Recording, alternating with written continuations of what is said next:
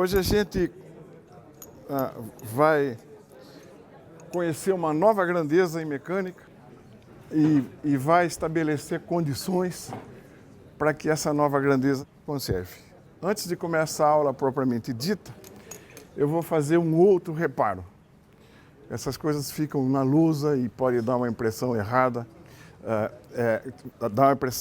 do que é o problema. Na aula passada, quando a gente estudou a máquina de Atwood, quando a gente estudou essa máquina de Atwood, a propósito de entender a aplicação correta das equações de translação e de rotação, nós achamos que a aceleração desse conjunto era isto que ficou na lousa. Obviamente, isso aqui é uma distração. O quociente de duas massas é uma massa e isso não pode ser uma aceleração. O que foi que eu esqueci aqui? O G. Essa é, obviamente, a equação certa. É uma besteira de distração, mas a gente tem que apontar. Então, faltou isso na lousa. Em nenhum momento mais a gente fez isso, mas é uma distração e ficou assim, fica registrado o reparo então. Bom, na aula anterior, a gente aprendeu a segunda lei de Newton da rotação, né? O torque resultante que atua sobre uma partícula é proporcional à sua aceleração angular. Então, você vê que essa equação é muito semelhante à equação do caso translacional, F igual a ma. É clara a correspondência entre as variáveis de rotação e as variáveis de translação. O torque vai com F, o alfa vai com A e I vai com E. E em aulas um pouco anteriores ainda, a gente aprendeu duas leis de conservação importantes. A lei de conservação da energia e a lei de conservação de momento linear. A condição para que a gente aplicasse a lei da conservação da energia a um problema era que nesse sistema atuassem apenas forças conservativas. Sendo assim, a gente definia uma energia potencial associada a ela e aplicava o teorema de conservação de energia. Aprendemos também que para que a gente possa aplicar a conservação de momento linear, é necessário que o sistema seja isolado, ou seja, a resultante das forças que atuam sobre o sistema tem que ser nula. Por um sistema isolado a gente entende isso, um sistema onde a resultante das forças aplicadas é nula, ou um sistema suficientemente afastado de todos os outros para que a gente possa desprezar a influência desses sobre ele. Então, duas leis de conservação, de momento linear e de energia. Hoje nós vamos aprender uma nova grandeza, um momento angular, e também estabelecer condições para que essa nova grandeza se conserve. É muito parecido com o que foi feito no movimento translacional, mas de qualquer modo é uma variável nova. Nós vamos definir essa grandeza então, e antes vamos estabelecer o preâmbulo para que a gente possa daqui a pouco falar de conservação. Esse preâmbulo é uma nova, entre aspas, definição de torque de uma partícula. A gente aprendeu ainda nesse capítulo aqui, né, que o torque era esse produto vetorial, só que esse torque aqui, definido em relação a um eixo de rotação, ao eixo de rotação. Agora, nós vamos admitir que essa partícula possa descrever uma trajetória qualquer e definir o torque em relação a um ponto. A definição é essencialmente a mesma. A gente tem, num sistema tridimensional,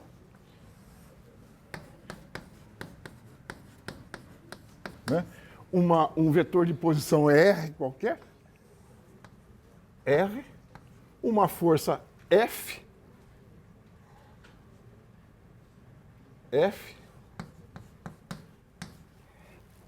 né? O torque é uma grandeza perpendicular ao plano de RF. O torque é algo assim. Então a gente está definindo esse torque em relação agora ao ponto O. Você vê que a definição é essencialmente a mesma, a diferença agora é que você define esse torque em relação a um ponto e não mais em relação a um eixo. Está claro então? E daqui decorrem todas as propriedades de um produto vetorial. O módulo desse torque, o que é? É o módulo de R, o módulo de F, seno do ângulo que R e F formam. Então, até agora, nada de novo, né? Então, vamos agora sim apresentar a nova variável, que é o momento angular de uma partícula.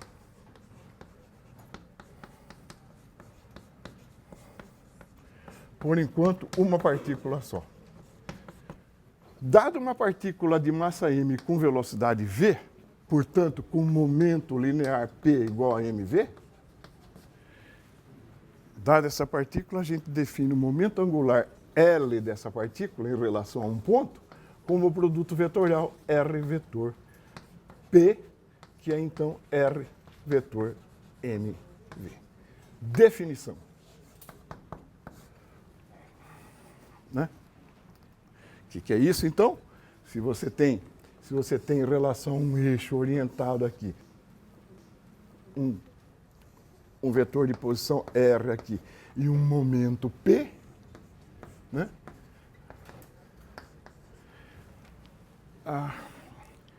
O momento angular é esse produto, então é um vetor, ele é um vetor perpendicular tanto a R quanto a P. Então, nesse caso, é um vetor que aponta para cá. O vetor momento angular é um vetor perpendicular tanto a R quanto a P. Por hora, mera definição. Vamos trabalhar com essa nova grandeza. Por exemplo, vamos derivá-la. Vamos derivar essa nova grandeza. Vou fazer isso aqui. Então, se LO é R vetor P, vamos derivar essa grandeza em relação ao tempo. Isso dá d dt de R vetor P. E o que dá isso? Derivada de um produto vetorial é como se fosse um produto comum. dr dt vetor P mais R vetor dp dt. Vamos me ajudar agora. O que é dr dt de uma partícula? Derivada do vetor de posição é a sua velocidade. E esse vetor é mv. Então, esse vetor é paralelo a esse, concorda? Então, esse produto vetorial é zero. A primeira parte é zero porque é V, que é isto, né? É paralelo a MV. Então, esse produto vetorial é nulo. Sobra o quê? Sobra, então, R mais dp dt, a d de mv dt, isso aqui é a massa vezes a aceleração, é a força que atua sobre a partícula. dp dt é a força que atua sobre a partícula de massa m. Isto, então, é a força resultante que atua sobre a partícula de massa m. Então, a gente acabou de definir o que é R vetor F. R vetor F é o torque da partícula, que atua sobre a partícula em relação a O. Isso aqui, então, é o torque resultante sobre a partícula. Então, eu posso escrever que dLO dt é igual ao torque resultante. Até agora, tudo muito simples, né? Coisas que redundaram de uma definição. Então, aparece agora a primeira condição de conservação de momento angular de uma partícula. Qual seja, se não houver torque resultante atuando sobre ela, conservação de L. Se não houver torque resultante sobre a partícula, então o momento angular LO é uma constante. Já apareceu a condição que a gente queria para impor uma lei de conservação. A condição para que o momento angular de uma partícula se conserve é que não haja torque resultante sobre ela. Isso tem uma implicação clara, né? Se o momento angular for uma constante, a partícula é obrigada a se mover num plano que tem L por perpendicular. Se L é constante e ele é a toda hora perpendicular tanto a R quanto a V, R e V são obrigados a se mover num plano que tem L como perpendicular. Está claro isso? Isso é uma conclusão importante que nós vamos daqui a pouco aplicar para entender matematicamente a segunda lei de Kepler, ou a chamada lei das áreas. Se L for uma constante, o movimento da partícula é plano, sempre. Porque L é, por definição, perpendicular tanto a R quanto a V. Eu vou redesenhar essa figura na lousa para a gente entender, manusear o cálculo de L em relação a um ponto. Você tem uma partícula descrevendo um movimento qualquer, um vetor R,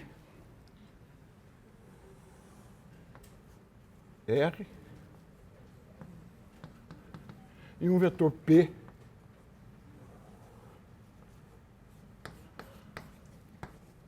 RP. E eu vou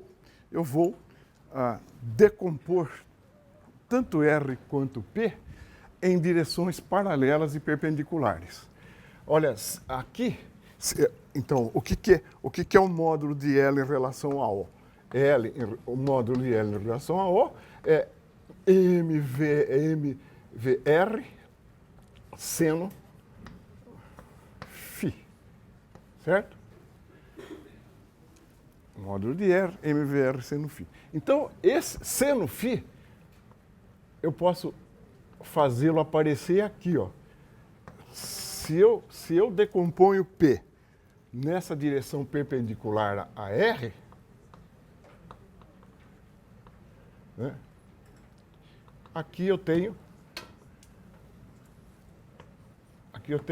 P perpendicular. E se eu decomponho R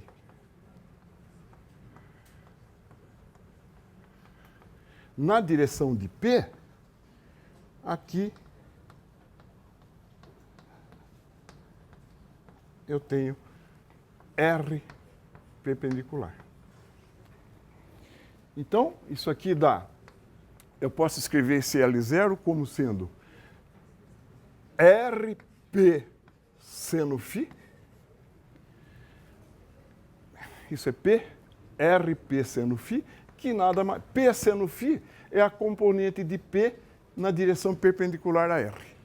Então, isso aqui dá RP perpendicular. P seno φ é essa parcela, que é a componente de P perpendicular a R. E isso, então, também é R seno φ vezes P.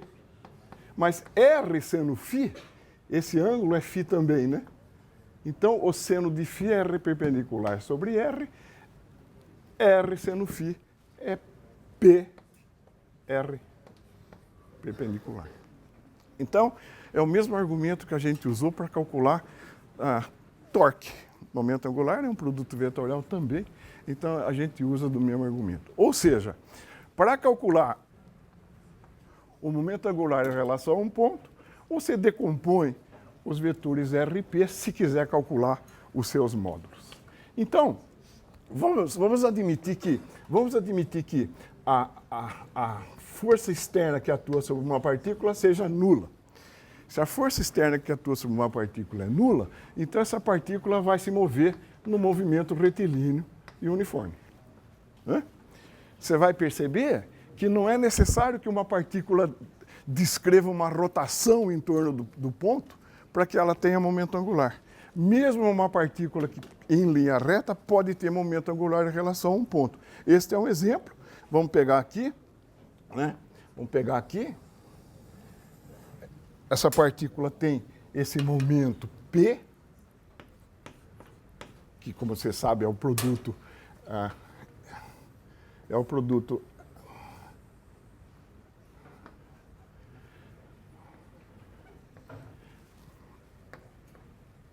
Aqui está o vetor de posição da partícula em relação a O, aqui está P.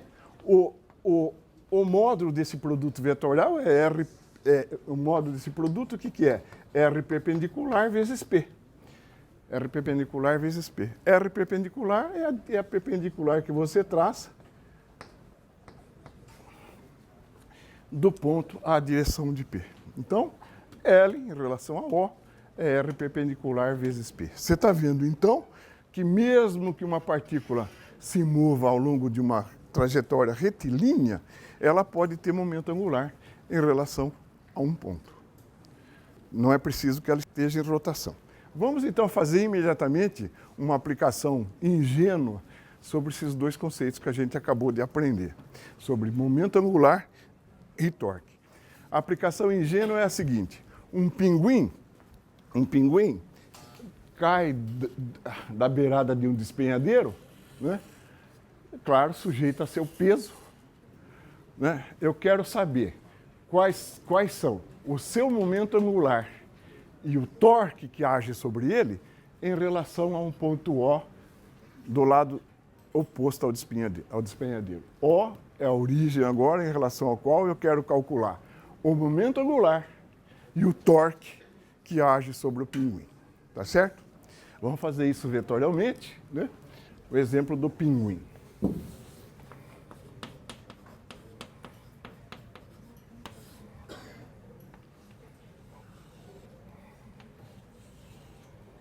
Aqui está o ponto O, ele despenca desse penhasco aqui. Aqui está o vetor de posição do pinguim R. Aqui está, então, né, a força que age sobre ele e, obviamente, a direção do vetor velocidade também. Eu vou imaginar que essa distância entre esses dois pontos aqui seja como na figura D. Eu quero calcular, então, o momento angular do pinguim em relação a O e o torque que age sobre ele. Legal? Bom, é um exemplo extremamente simples, né? Mesmo na ação de uma força agora, né? A trajetória dele é retilínea.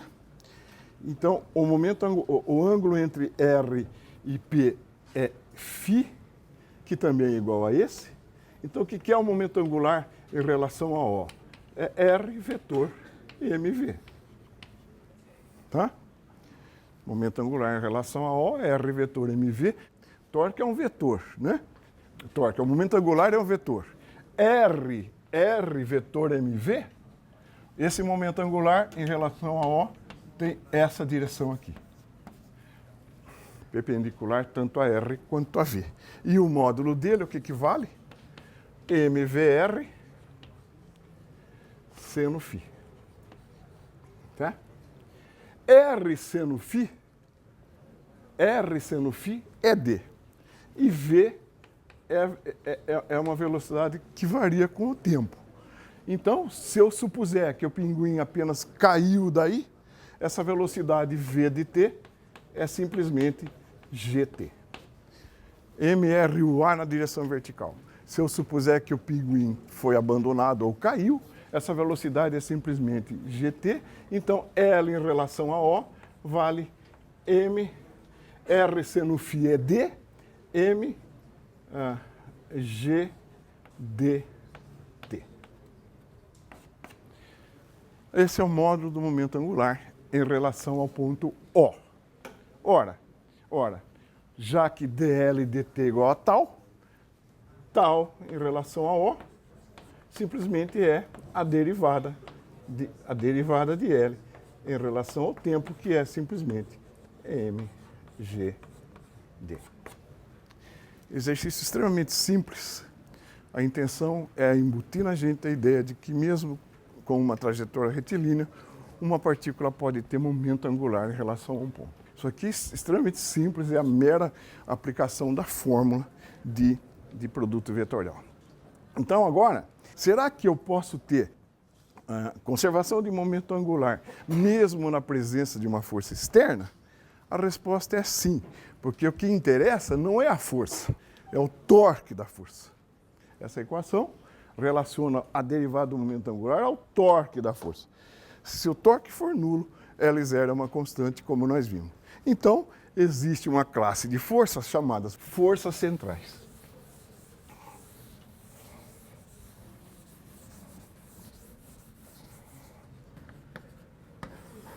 Então, uma força é dita central.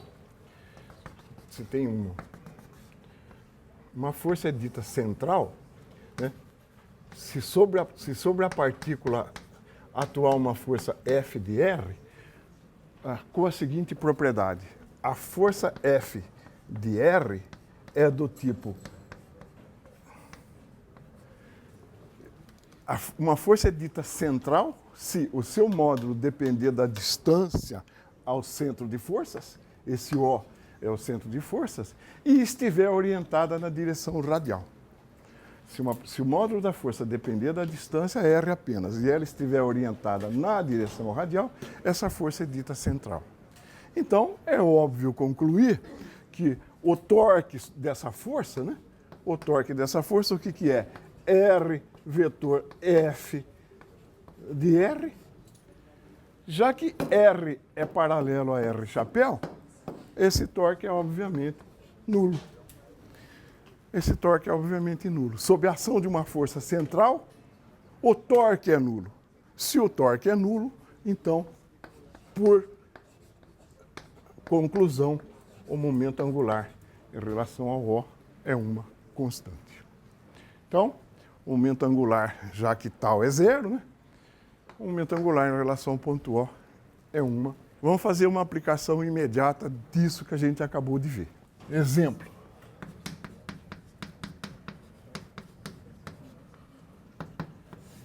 Vou permitir que vocês vejam com mais detalhe a situação.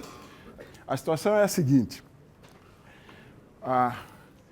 Presa a um fio, uma partícula pode descrever uma circunferência de raio R sobre uma mesa. Eu estou desprezando os atritos. Então, essa partícula pode descrever uma circunferência de raio R sobre uma mesa.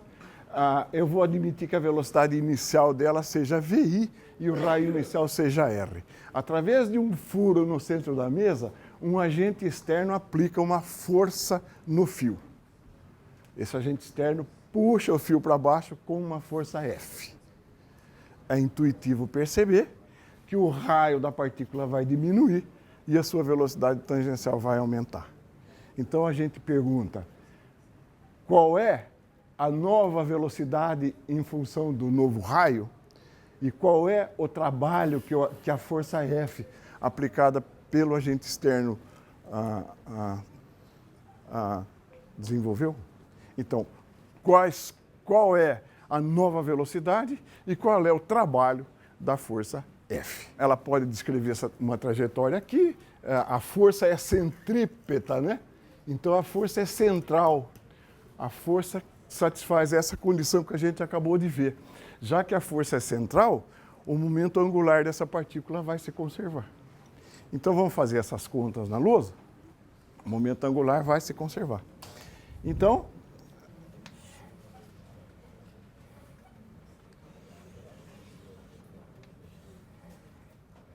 ela tem uma velocidade inicial VI, um raio inicial R e um agente externo puxa esse fio com uma força F. Já que F é central, o momento angular em relação ao ponto O é uma constante. Então, momento angular inicial, mVi vezes R. R vetor P, R é perpendicular a P, então esse momento angular dá simplesmente mVi vezes R. Momento angular final, ela vem para uma posição R com uma velocidade Vf. Vf R. Portanto, né, Vf é R sobre R Vi.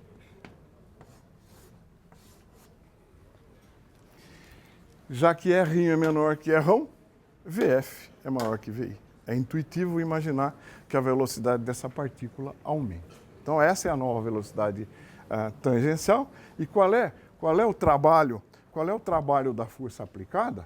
Aqui é aquele velho recurso do capítulo 7, o trabalho de F, né, que é a integral entre R e RI da força. Esse é o trabalho da força aplicada, e isso é, como a gente viu, variação da energia cinética da partícula entre os dois pontos. Aqui está o teorema do trabalho e energia estudado no capítulo 7. Então, isso aqui dá simplesmente, variação da energia, meio de m VF ao quadrado, menos meio de m VI quadrado. Isso dá meio de m VF ao quadrado, R sobre R ao quadrado, VI quadrado, menos meio de M, VI quadrado. Isso simplesmente dá meio de M, VI quadrado, R sobre R ao quadrado, menos 1. Esse é o trabalho que a força externa aplicou. O fato de fazer uma aplicação para o caso de uma força central. Legal? E agora aqui, uma aplicação também muito importante do teorema de conservação do momento angular aplicado a um caso do sistema Sol-Terra. Caso do sistema Sol-Terra. Né? Nós estamos falando, então, agora da atração gravitacional que a Terra sofre pela presença do Sol. O Sol é o centro de forças. A força de atração gravitacional sobre a Terra é essa força conhecida já desde o capítulo 5 também. Você vê que ela é uma força que se enquadra na definição de força central. Essa força é central, o seu módulo vai com R e ela é uma força de atração da Terra para o Sol. Certo? Tá certo? Como ela é central, como essa força é central,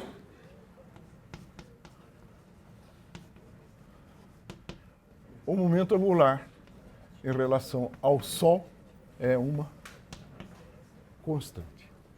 Tá bom? Como ela é central, o torque é zero e, por conclusão, o momento angular em relação ao Sol se conserva. Então, aqui caímos de novo, né, na história de que se um momento angular é constante, o movimento da partícula tem que estar num plano perpendicular a L0. A órbita da Terra em torno do Sol, portanto, é plana. A órbita da Terra está num plano perpendicular ao seu momento angular em relação ao Sol, que é constante. Tá? Então, se tal é zero, L é constante, vamos deduzir a segunda lei de Kepler. A segunda lei de Kepler, também conhecida como lei das áreas.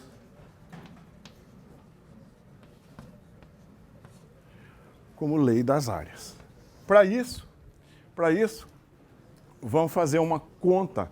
Você se lembra que, dados dois vetores A e B,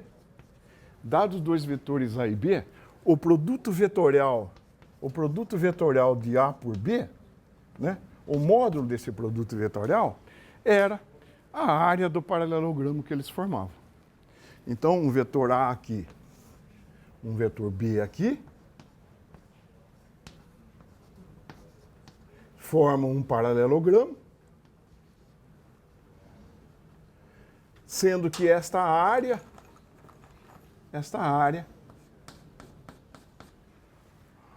mede o módulo do produto vetorial dos dois vetores. Então, A vetor B é a área do paralelogramo que eles formam. Lembram-se disso? Nós vamos usar esse conceito num paralelogramo elementar infinitesimal. Note,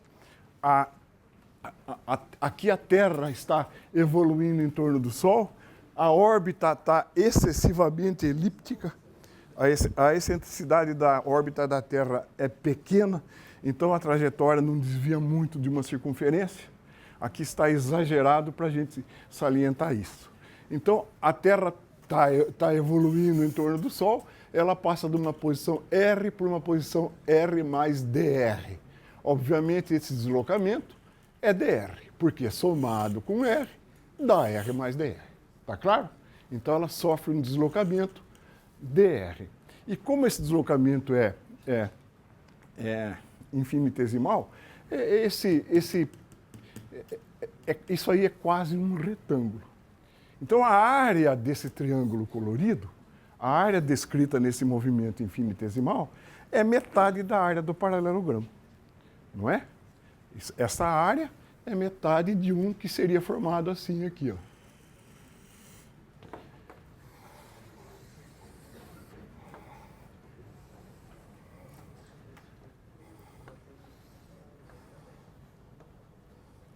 Ela passa da posição R para a posição R mais dr, né?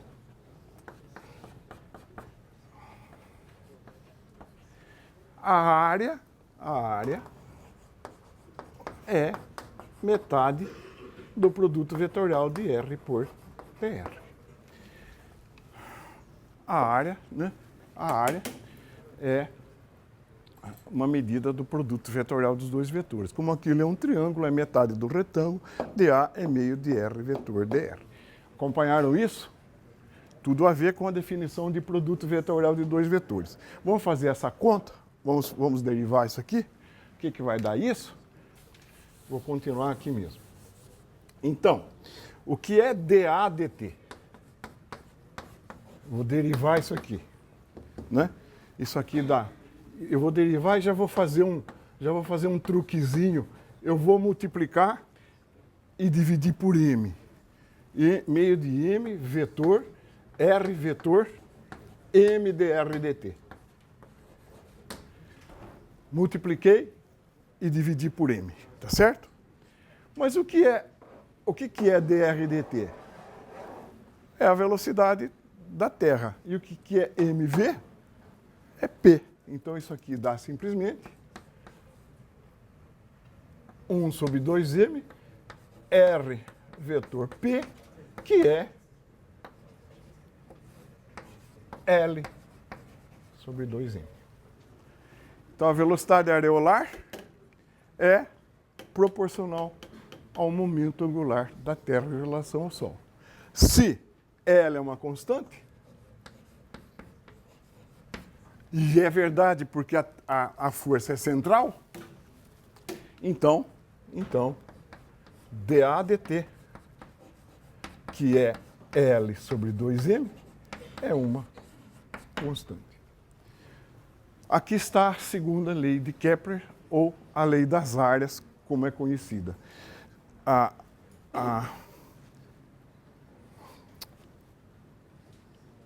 Segundo só.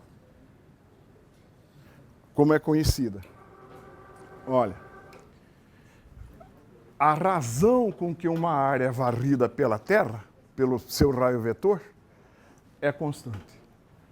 Isso quer dizer, então, que o raio vetor que liga a Terra ao Sol descreve áreas iguais em tempos iguais. Então, vamos nos ater a essa situação aqui, né? De novo, uma órbita exageradamente elíptica, mas então a Terra orbitando por aqui. Eu imagino que as três áreas em roxo são iguais. As três áreas são iguais. A. Então, a razão com que o raio vetor descreve cada uma delas, a razão temporal, é constante. Isso significa que, se ele demorar um tempo t para descrever esta área, ele demora o mesmo tempo para descrever essa e o mesmo tempo para descrever essa. Conclusão: em que posição a Terra tem maior velocidade tangencial? Se ela tem que andar todo esse tempo, né, toda essa área no mesmo tempo, aqui ela tem que andar mais depressa. Esse ponto é chamado afélio, é o ponto de maior aproximação da Terra em relação ao Sol. Então, no afélio, a velocidade da Terra é muito maior do que no periélio, por exemplo. Então, esse tempo é igual a esse tempo. Como conclusão, a Terra é obrigada a andar mais depressa quando estiver mais próxima do Sol. A gente aprende isso lá no curso de Geografia Física só em palavras, não sabe nem bem o que é raio vetor. Aqui fica explicado do ponto de vista físico e matemático o que significa isso, a segunda lei de Kepler. Nós vamos chamar de L agora, L maiúsculo, tal grandeza. L maiúsculo vai ser o momento angular de um sistema. É claro que esse momento angular L é a somatória dos momentos angulares de cada partícula. O momento angular do sistema é a soma do momento angular de cada partícula. E essa definição nós já vimos, né? Isso aqui é a somatória em I de RI vetor PI, que é igual à somatória, eu vou escrever em termos da massa agora, PI é MI-VI, RI vetor VI. Lembramos um conceito lá do capítulo 9, que a coordenada do centro de massa de um sistema de partículas é simplesmente essa soma aqui. Isso aqui é a posição, o vetor de posição do centro de massa de um sistema de partículas. Vocês se lembram disso, né? Somatória de M1, R1, etc., mais Mn, Rn, sobre a somatória de Mi, que é M. Então, vamos escrever algumas velocidades e posições em termos do centro de massa também. Para isso, eu vou pegar esta figura, que está na lousa, para a gente estabelecer a nomenclatura e certos batismos. Olha aqui, então, um sistema de N partículas, 1, 2, etc., N, cada uma delas localizada pelo seu vetor de posição em relação a O e tendo o seu respectivo momento. R1, M1V1, R2, M2V2, etc. E esse sistema de partículas tem um centro de massa Cm localizado pelo vetor de posição R que nós acabamos de escrever lá. A localização do centro de massa dada pelo vetor R é a soma de MI, RI sobre M. Agora, olha para esse triângulo. A soma de R com R'2 dá R2. R'2 é, então, a localização da partícula 2 em relação ao Cm. Vamos nos ater a esse batismo. Coordenada com linha se refere ao centro de massa. Então, R'2 é a localização da partícula 2 em relação ao centro de massa. E vale a seguinte equação. R2 é a soma de R com R'2. Legal? E muito do que a gente faz se baseia pura e simplesmente nessa simples relação vetorial. Tá bom? Então, com esse desenho na mente, eu vou reproduzir a de uma só na lousa. Né? Eu tenho um sistema de partículas aqui. Eu vou pegar o que eu chamei lá de R2. Né? Aqui está o centro de massa Cm e aqui está o R'2. Vetor de posição da partícula 2 em relação ao centro de massa Cm. E aqui então está o vetor R. Então, dessa figura extremamente simples, eu tiro que R2 é R'2 mais R. Então, isso aqui vale para qualquer partícula. Eu posso escrever que Ri vale R' mais R. Tá bom? Isso vale para qualquer partícula. Ora, se isso é verdade, basta tomar a derivada de ambos os lados, que eu vou achar que VI é V'I mais VCM. O que é V'I? O que é V'I? Coordenada com linha se refere ao centro de massa. V'I é então o quê? A coordenada, a velocidade da partícula I em relação ao centro de massa. Então, uma outra coisa que sai direto, né, é que o que vale somatória de MI R'I. O que é isso? O quanto vale isso? Quanto vale a somatória de MI R'I? Vamos lembrar da definição. O que seria V' de Cm? A velocidade do centro de massa no referencial do centro de massa. O que é isso por definição e por analogia com isso? Isso aqui é somatória em I de MI V'I sobre M. Ou o que é a coordenada R' do centro de massa? Somatória de MI R'I' sobre M. Eu devia ter escrito isso antes disso, não tem nada de errado aqui. Ora então, quanto é a coordenada do centro de massa no referencial do centro de massa? Coordenada do centro de massa no seu próprio referencial é 0. Então, somatória de MI R'I é 0, somatória de MI V'I é 0. Portanto, somatória de MI R'I igual a 0 e a somatória de MI V'I por mera derivada é a somatória, então, de P'I igual a 0. Isso não nos surpreende. Se você lembrar de uma passagem do capítulo 9, né, isso aqui é o momento total da partícula no referencial do centro de massa, que isso é 0, como a gente aprendeu lá. O momento total de um sistema de partículas no referencial do centro de massa é 0. Lembra-se disso? Porque você deve lembrar também de uma relação que era P igual a mVcm. O momento total de um sistema de partículas é a massa do sistema vezes a velocidade do centro de massa. No referencial do centro de massa isso é 0, portanto, P no RCM é 0. Estão lembrados disso? Então, preparando o terreno, porque nós vamos fazer uma expansão agora, onde aparecer somatória de MI R'I vai ser 0, onde aparecer somatória de MI V'I também. Tá bom?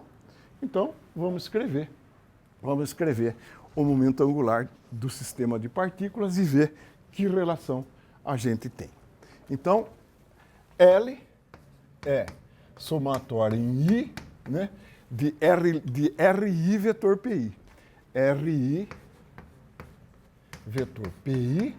Isso eu posso escrever como uma somatória em I. O que é RI?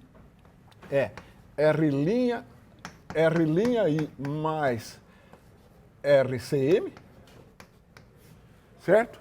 R'I mais RCM. Vetor, o que é V'I? O que é somatória de MI, né? Então, R'I, V'I mais VCM. Tá bom? Tá bom? Então, vamos abrir essas expressões. O que isto vetor aquilo, ó. Então, isso aqui dá somatória em I de MI R'I vetor V'I. Esse termo já foi. Agora eu vou fazer esse vetor mais somatória de MI R'I vetor VCM. Já foi esse com esse. Agora vamos fazer esse com esse. Né? Esse com esse. Mais RCM vetor somatória de MI V'I.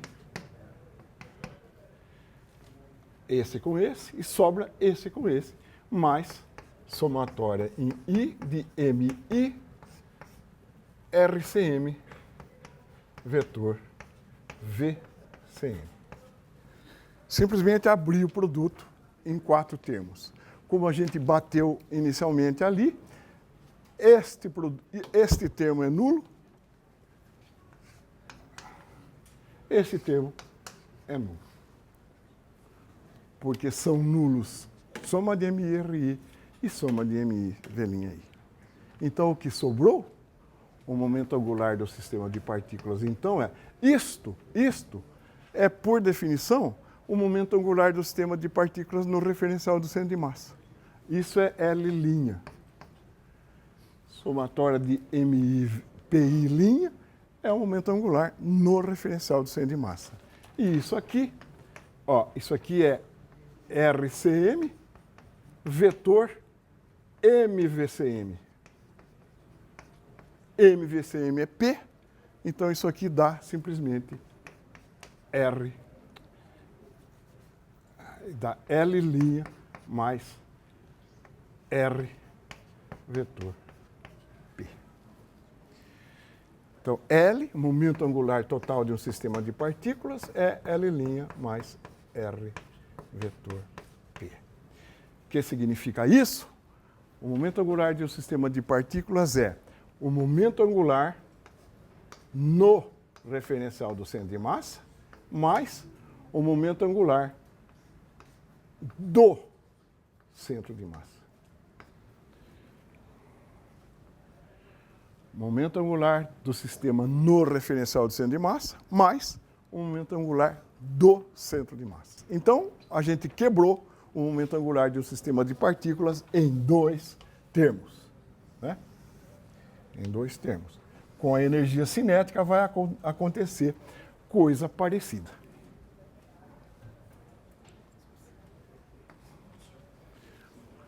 Tá bom?